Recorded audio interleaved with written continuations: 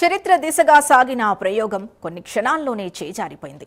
దేశం ఎంతో ఆశగా చూసిన చూపుల్లో నిరాశ మిగిలిపోయింది. ఈ నెల జనవరి 12వ తేదీన ఏం జరిగింది? 15 ఉపగ్రహాలను తీసుకెళ్లిన PSLV-C62 నింగిలో ఎందుకు గతి తప్పింది? కేవలం 6 నెలల్లోనే ఇస్రోకు ఇది రెండో ఎదురుదెబ్బ. ఇది యాదృచ్ఛికమా లేక సాంకేతిక లోపమా? మూడో దశలో జరిగిన ఆ ఒక్క పొరపాటు కోట్లాది రూపాయల ఉపగ్రహాలను హిందూ మహాసముద్రంలో బూడిదగా మార్చేసింది. అసలు జరిగిన నిజమేంటి? దీనిపై ఇస్రో మౌనం ఎందుకు? ఆ విశేషాల్ని ఇప్పుడు కూలంకషంగా తెలుసుకుందాం.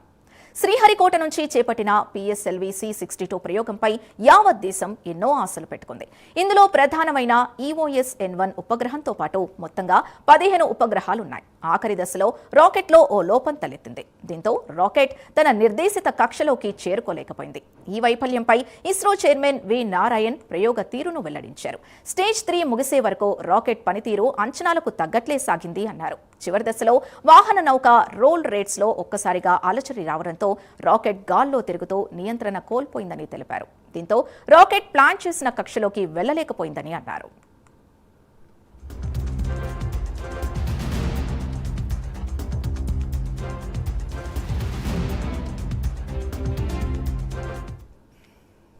అయితే జనవరి 16 నాటికి కూడా ఈ వైఫల్యానికి గల అసలు కారణం గురించి ఇస్రో అధికారికంగా వెల్లడించలేదు. ఇస్రో వైపు నుండి వివరణ రాకముందే ఈ ప్రయోగంలో తమ థియోస్ 2A ఉపగ్రహాన్ని కోల్పోయిన థాయిలాండ్ స్పేస్ ఏజెన్సీ నిజానిజాల్ని తెలిపింది.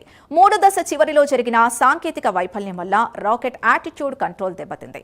దీనివల్ల రాకెట్ తన గమనాన్ని మార్చుకుని ఉపగ్రహాల్ని కక్షలో ప్రవేశపెట్టడం సాధ్యం కాలేదని తెలిపింది. అంతేకాకుండా ఆ రాకెట్లోని విలువైన ఉపగ్రహాలు తిరిగి భూమి వైపు దూసుకొచ్చి దక్షిణ హిందూ మహాసముద్రంలో కాలి బూడిదైపోయాయని geo informatics space technology development agency స్పష్టం చేసింది.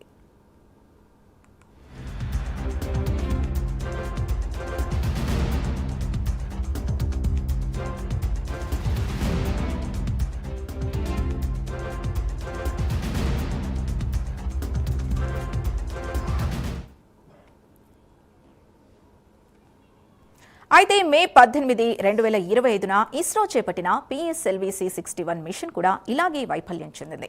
అప్పుడు కూడా రాకెట్ మూడో దశ పనితీరులోనే లోపం తలెత్తింది. అప్పుడు ఇస్రో వైఫల్యానికి పలు కారణాలు చెప్పింది.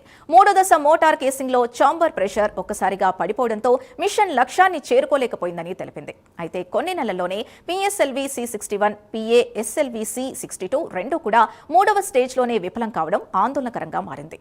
ఈ వైఫల్యం ఇస్రోకి పెద్ద దెబ్బ. PSLV చరిత్రలో ఇది 4వ వైఫల్యమే. కానీ భారతీయ, విదేశీ ప్రైవేట్ కస్టమర్ల శాటిలైట్లను మోసుకెళ్తూ విఫలమవడం ఇదే మొదటిసారి. ఇందులో Thailand, UK, Nepal, France, Spain, Brazil దేశాలకు చెందిన పెల్లోడ్లతో పాటు 7 భారతీయ ప్రైవేట్ సంస్థల శాటిలైట్లు ఉన్నట్టుగా తెలిపారు ఇస్రో అధికారులు. ఇందులో ముఖ్యంగా DRDOకి చెందిన అత్యంత కీలకమైన నిఘా ఉపగ్రహం EOS-N1ను కోల్పోవడం దేశ రక్షణ రంగానికి తీరని లోటు అని చెప్పవచ్చు.